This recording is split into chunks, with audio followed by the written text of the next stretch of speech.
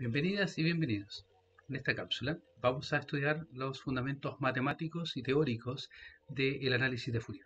El análisis de Fourier se fundamenta en herramientas que tienen definiciones muy similares, pero que están asociadas al contexto del tipo de señal o sistema que nosotros queramos analizar.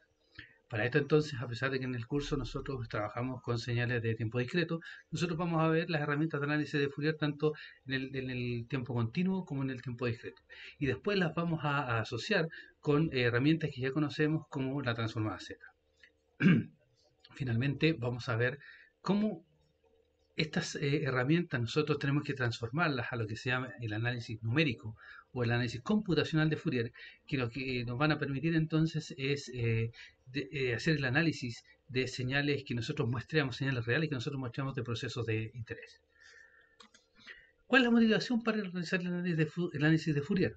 La motivación es que nosotros podemos descomponer una señal en componentes básicos, en building blocks, que nos van a permitir explicar desde un prisma o desde un punto de vista distinto las señales y los sistemas en el tiempo. Esto tiene origen en la física, ¿ya? Donde nosotros lo que podemos hacer a través de una herramienta, el prisma, lo que podemos hacer es descomponer la luz solar en cada uno de sus componentes, en los colores que la componen. Entonces podemos ver o podríamos calcular después la energía asociada a cada uno de esos componentes o la potencia asociada a cada uno de esos componentes para ver cómo se conforma la luz que nosotros hicimos pasar por el prisma. Al mismo tiempo, si nosotros usamos un siguiente prisma para poder juntar esos building blocks, juntar, armar o rearmar la luz blanca, entonces nosotros podemos sintetizar luz blanca a partir de sus componentes básicos. Entonces, el análisis de Fourier lo que nos permite es eso. Y esos building blocks, esos componentes básicos principales, no son nada más ni nada menos que las exponenciales complejas, o si queremos verlo, las señales seno y coseno. ¿Ya? Pero para esto, entonces, para entender las distintas herramientas de análisis de Fourier, lo que nosotros vamos a tener que considerar es si la señal que nosotros queremos analizar viene del mundo continuo o viene del mundo discreto. Y además vamos a tener que considerar también si son periódicas o aperiódicas. Cuando pasemos a la parte computacional, entonces nos vamos a dar cuenta de que ese mismo análisis vamos a tener que llevarlo a cabo para las frecuencias que componen las señales. ¿Por qué nos sirve o nos interesa realizar el estudio de los sistemas tiempo lineales, sistemas lineales de tiempo invariante y de las señales utilizando el plano de Fourier? Nos sirve porque, al igual que en el caso de la transformada Z, las señales base o las funciones base que componen el análisis armónico o el análisis de Fourier son funciones propias, es decir, son una base para representar cualquier señal o cualquier sistema a través de la combinación lineal. Por lo tanto, nosotros lo que tenemos son funciones propias y tenemos valores propios asociados. Y, por ejemplo, si utilizamos como entrada, tal cual dice aquí, utilizamos como entrada al sistema una exponencial compleja, esto hace que la salida sea también, la salida del sistema sea una exponencial compleja multiplicada por un elemento, ¿ya?, que no depende del tiempo, una constante. Y ese es el concepto de señal de funciones base. Esto es lo que ustedes, por ejemplo, hacen en laboratorios de electrónica, donde a un circuito le colocan una señal senoidal o cosenoidal y ven la respuesta en frecuencia que ella tiene al hacer variar la frecuencia de la señal que ustedes le van colocando en el tiempo, y ahí son capaces de representar el espectro del circuito y determinar, por ejemplo, su frecuencia de corte. ¿Qué más nos entrega el análisis de Fourier? Nos entrega una forma de ver, por ejemplo, en este caso está demostrado en el tiempo discreto, una forma de ver el comportamiento o la velocidad o la frecuencia a la cual operan los sistemas. Por ejemplo, acá, para este caso de acá, vemos que la frecuencia es constante. Si se fijan, por unidad de tiempo acá, la señal no presenta cambio. Esto es lo que nosotros entendemos como una señal de C, ¿ya?, o de frecuencia C. Si tenemos una señal de este estilo, donde existe muy poca variación por cada unidad de tiempo, entonces nosotros hablamos de una señal de baja frecuencia, porque estos cambios por unidad de tiempo son suaves. Si nosotros ahora hacemos cambios mucho más drásticos entre muestras sucesivas, por ejemplo, de aquí saltar a 0 y de esta saltar, en este caso, a -1, y así, esto tiene una velocidad más alta de representación que, por ejemplo, que está acá. Y cuando llevamos esto al extremo, ¿ya? Es cuando hacemos cambios que van por unidad de tiempo, van desde el valor, desde un valor hacia el otro valor máximo. Entonces vamos a hablar de frecuencia constante, baja frecuencia, alta frecuencia, y esta es la máxima frecuencia que nosotros podemos representar en el caso, en este caso discreto que tenemos acá. Ahora, dentro de los conceptos fundamentales o básicos del análisis de Fourier está lo que nosotros vimos al hacer al introducir algunos conceptos asociados al teorema de Maxwell. Primero, lo que sabemos es que la frecuencia de una señal nosotros la medimos en Hertz, ¿ya? Y esto es lo que tenemos denotado en este primer eje de aquí. Nosotros sabemos que producto del teorema del muestreo, cuando las cosas se hicieron bien, de acuerdo al plan, de acuerdo, lo que significa eso es que de acuerdo al teorema del muestreo, nosotros sabemos que las señales de banda limitada van a tener una representación entre menos la frecuencia de muestreo partido por 2 y más la frecuencia de muestreo partido por 2. Si esto lo queremos llevar a radianes, entonces vamos a ver que esta representación va a ir entre menos pi f sub s y más pi f sub s. Si ahora nosotros nos cambiamos al mundo de tiempo discreto y hablamos de las frecuencias, eh, las frecuencias normalizadas, como esta F minúscula que está acá, entonces vemos que van desde los menos 0,5 ciclos por muestra hasta los 0,5 ciclos por muestra, ¿ya? Y nosotros tenemos estas relaciones que habíamos visto. Ahora, ¿cómo se comporta esto? ¿Qué repercusiones tiene en el análisis de Fourier toda esta representación que tenemos acá? Bueno, lo primero que tenemos que entender es que, y esto es lo que ustedes han visto en otros cursos, es que si nosotros hablamos de señales periódicas, nosotros estas señales periódicas, por la forma que tienen, por ejemplo, esta señal periódica que está acá, corresponde con esta gráfica que está acá, esta señal periódica, yo la puedo representar como la combinación lineal de un número infinito de exponenciales complejas. Eso es lo que nosotros entendemos o llamamos la representación en serie de Fourier. En particular, como la serie de Fourier, una representación compleja, tiene mucha relación con esta de acá. Vamos a ver que esta serie de Fourier, la serie de Fourier asociada a esta señal de acá, va a tener una representación con un número finito, en particular con un número igual a 3 componentes, y que nos va a dar estas cosas acá. Sin embargo, cuando nosotros tenemos señales aperiódicas, como esta que está aquí abajo, ¿ya? La representación en serie de Fourier no aplica y lo que nosotros hacemos o lo que calculamos es la transformada de Fourier. Y esta transformada de Fourier me genera de nuevo la misma idea de representación, pero ahora hay algunos bemoles asociados porque en este caso nosotros vamos a tener una frecuencia, que es la frecuencia F0, la frecuencia fundamental asociada a la periodicidad de esta señal, y vamos a ver que el espectro asociado a eso es, es un espectro discreto, ¿ya? O está discretizado, pero que presenta el concepto de armónico, que son múltiplos enteros de esta frecuencia fundamental. En particular, si esta frecuencia es F0, los armónicos que tiene aquí son el tercero y el quinto. Esto no se da aquí en el caso de la transformada de Fourier, porque ya el espectro no es periódico, no es discreto, perdón, y el espectro es un continuo. ¿Ya? Y en ese continuo, entonces nosotros es donde analizamos la distribución espectral de la energía o de la potencia de la señal. Independiente de la herramienta que usemos, que la voy a presentar a continuación, hay dos puntos que hay que considerar. Uno es la convergencia y otra es el efecto Gibbs. Cuando yo represento funciones o señales utilizando las herramientas de Fourier, yo cometo errores de aproximación. Y estos errores de aproximación vienen dados por dos cosas: errores de convergencia y errores asociados al efecto Gibbs. Los errores de convergencia tienen que ver con la convergencia, en este caso uniforme, que tienen las representaciones en Fourier para que nosotros obtengamos nuestra representación. Y eso quiere decir que cuando nosotros decimos que x de t es igual a la sumatoria de o la transformada que está al otro lado, ese concepto de igualdad tiene que ver con una igualdad en el sentido del error mínimo cuadrático que nosotros generamos, lo que quiere decir que van a haber puntos donde esa igualdad no se cumple. Eso es lo que tiene que ver. Está asociado con la convergencia uniforme de nuestra representación. Pero por otro lado está el efecto Gibbs. El efecto Gibbs tiene que ver con nuestra incapacidad para representar de funciones como esta, ¿ya? Utilizando, o como esta si se quiere, utilizando un número finito de términos. Por ejemplo, si yo quiero representar este pulso cuadrado acá, si yo uso un número bajo, m igual a 10, de términos para hacer la representación, voy a generar un error de representación grande. A medida que yo subo la cantidad de términos, el error de representación se reduce.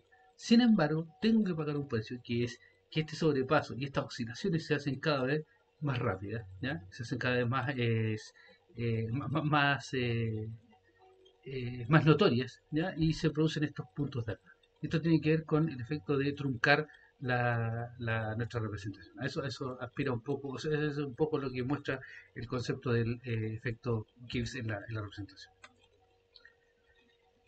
Ahora, este cubo que está acá, lo que nos dice es lo siguiente. Miren, si ustedes quieren analizar señales, esas señales que ustedes van a analizar tienen distintas representaciones, tienen distintas herramientas asociadas dependiendo de qué es lo que uno le pasa a la herramienta Fourier para trabajar.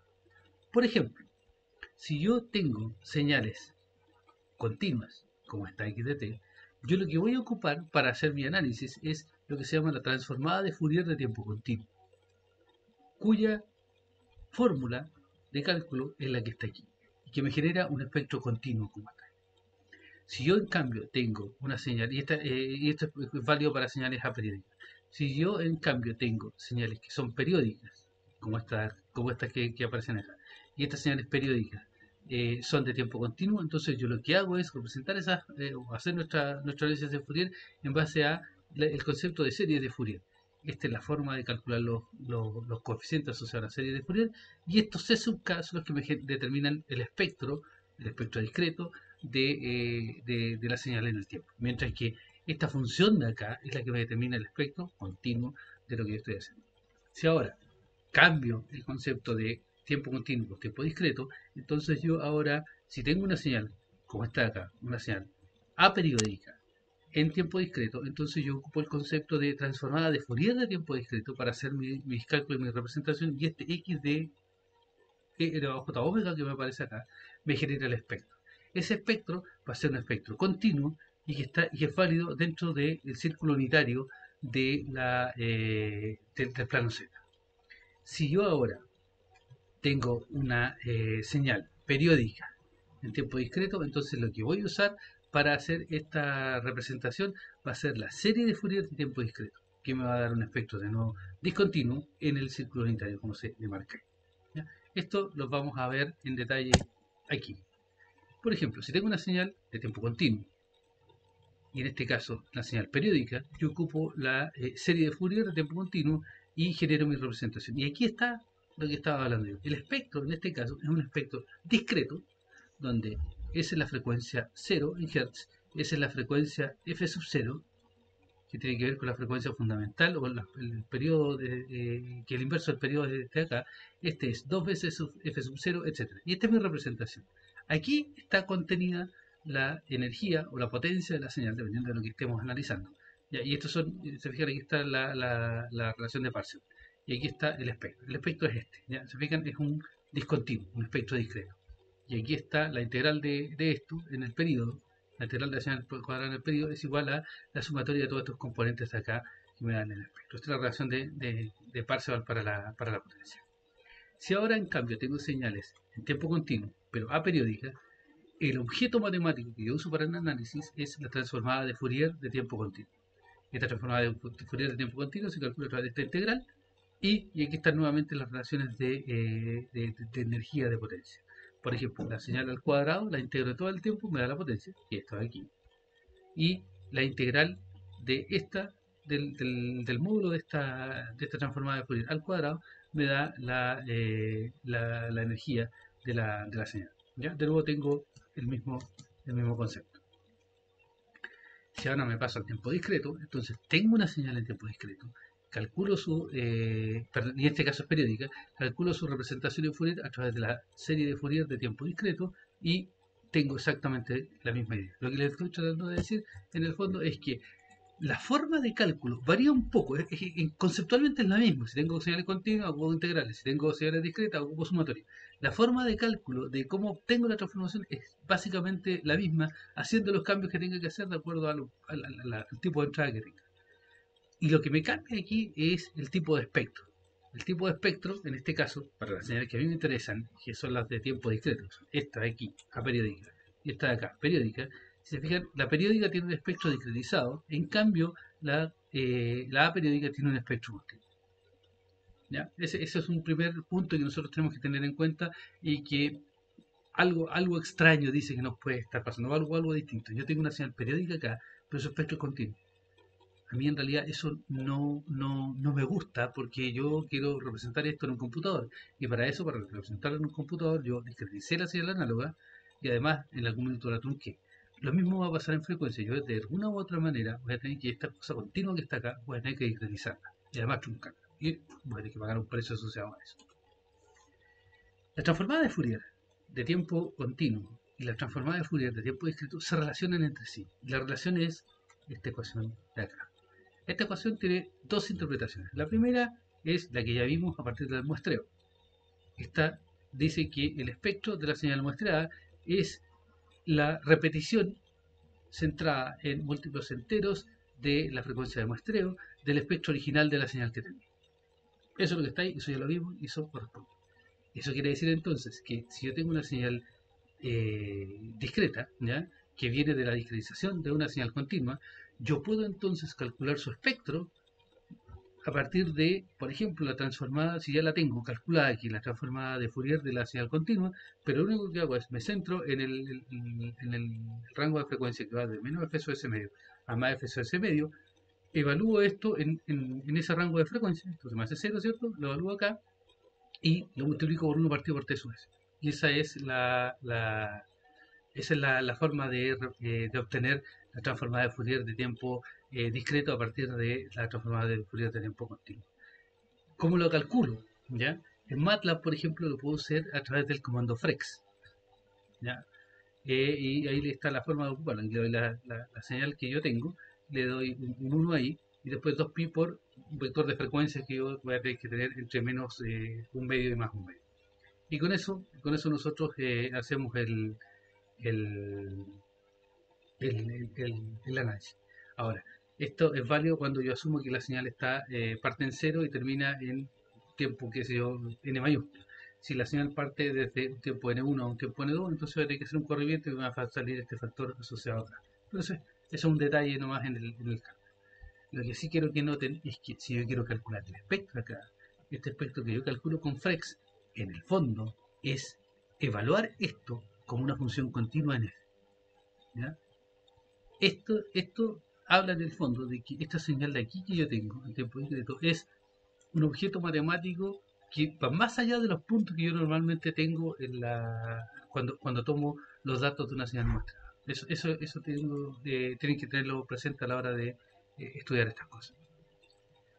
La relación que existe entre los planos Z y el plano de Fourier es la siguiente.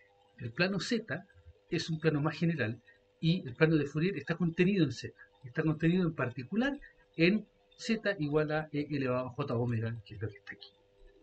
Eso quiere decir entonces que si yo tengo, por ejemplo, aquí está la magnitud de la transformada Z de la función de transferencia.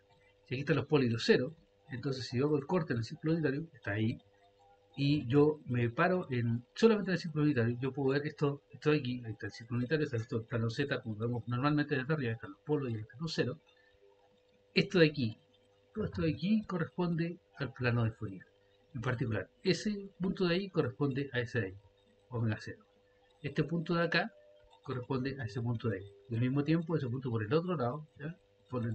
Llegando aproximando a pi por este lado y aproximando a pi por este lado, este punto de aquí corresponde a ese punto de ahí, y este punto del otro lado, de más abajo, corresponde al otro punto de acá. Y aquí está, en este caso, el efecto de esta señal de aquí, que es un filtro pasa abajo, porque como lo vimos en clase, eh, tiene, eh, tiene una componente baja frecuencia aquí de polos que son realzados en esta parte, y tiene una componente de alta frecuencia en este caso con un cero que está eliminado aquí, ¿ya? Y este cero aquí en cero lo único que hace es que esto lo haga más eh, el corte sea más abrupto. Si quieren, esto a lo mejor no es un filtro pasado, podemos decir que es un filtro razonable, ¿ya? Que levanta solamente una pura frecuencia y no los de abajo, que sería tal vez lo más apropiado de decir en este caso.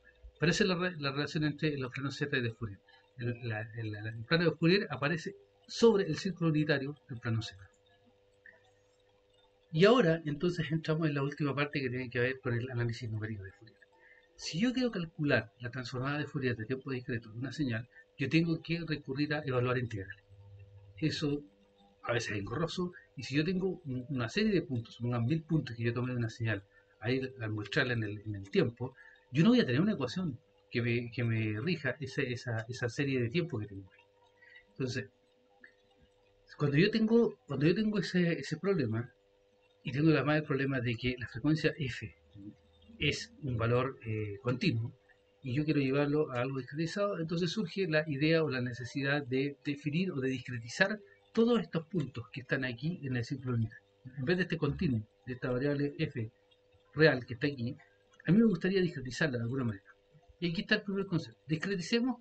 Si yo discretizo, si yo comparo esta definición de aquí para la transformada de Fourier, para la dt, ft, ¿ya? Si yo comparo la definición de la dt, ft con esto de aquí, vamos a ver que esto de aquí es lo mismo que teníamos antes, pero yo ahora, en vez de ir desde menos infinito hasta más infinito, voy de 0 hasta n-1. O sea, tengo un número finito de puntos.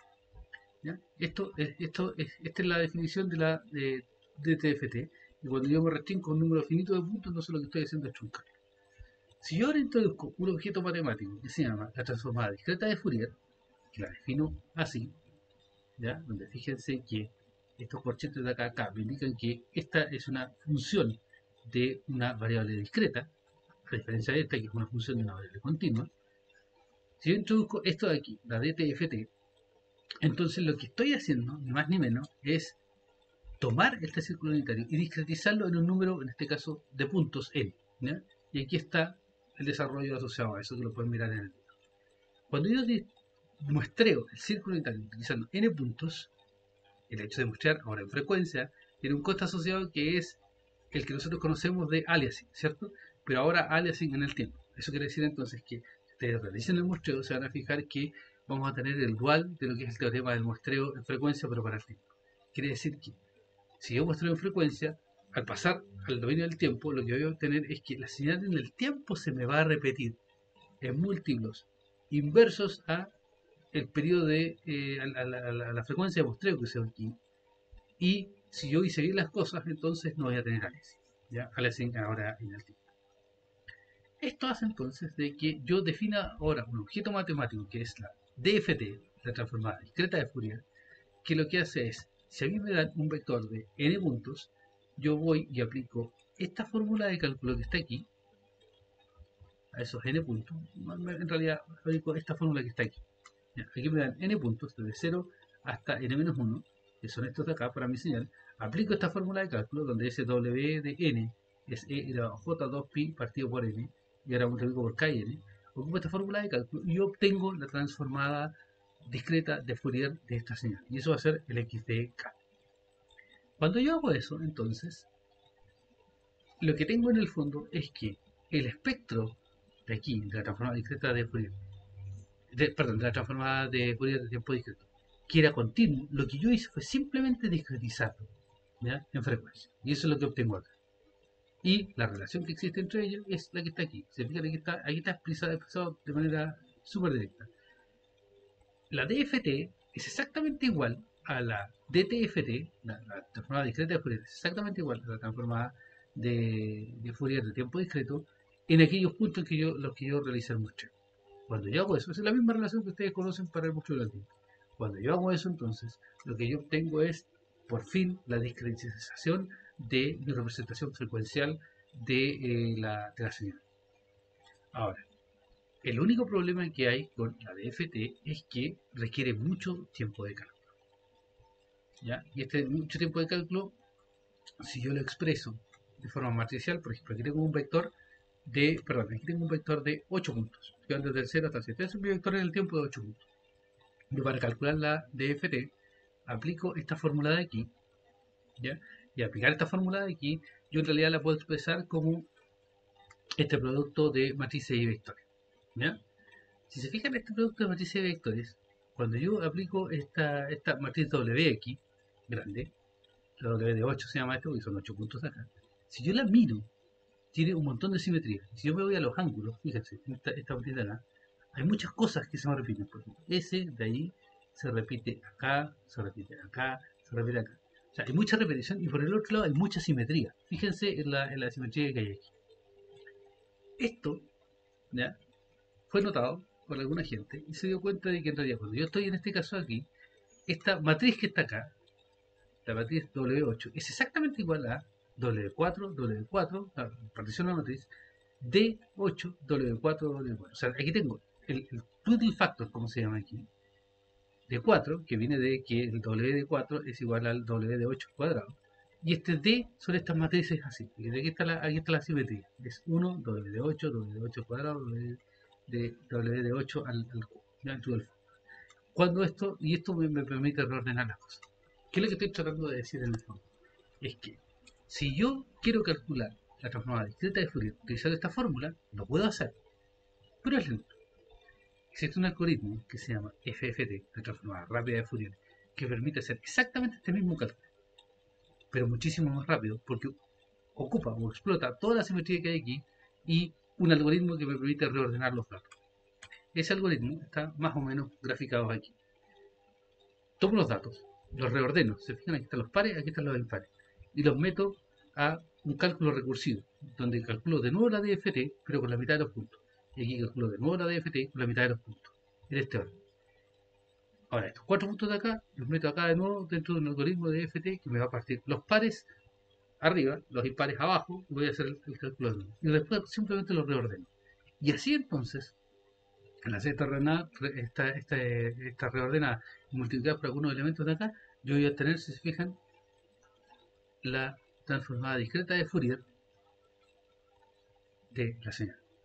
Ese algoritmo de cálculo, por el cual no voy a entrar en mayores detalles que este, que simplemente decirle que es una forma donde se toman los datos, se dividen en pares y impares, ¿ya? Se aplica unos cálculos asociados ahí, asociados a los twiddle factor, estas cosas que están aquí en el fondo, ¿ya? La parte de arriba no se multiplica, salvo por estos factores de aquí, la otra se multiplica por estos factores de acá y estos twiddle factor de aquí.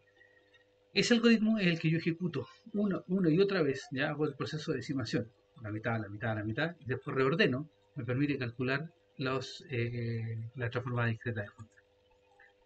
Si nosotros calculamos el tiempo, cuando utilizamos la DFT, ¿ya? Cuando utilizamos la DFT, la complejidad o el tiempo de cálculo es función del número de puntos al cuadrado. Sin embargo, cuando calculamos lo calculamos utilizando la FFT, el tiempo de cálculo o el orden de los cálculos es n logaritmo de n. Eso quiere decir que esto escala logarítmico, ¿ya? Con respecto al número de puntos. Eso es lo que le hace ser súper rápido para realizar el cálculo de la transformada de Fourier.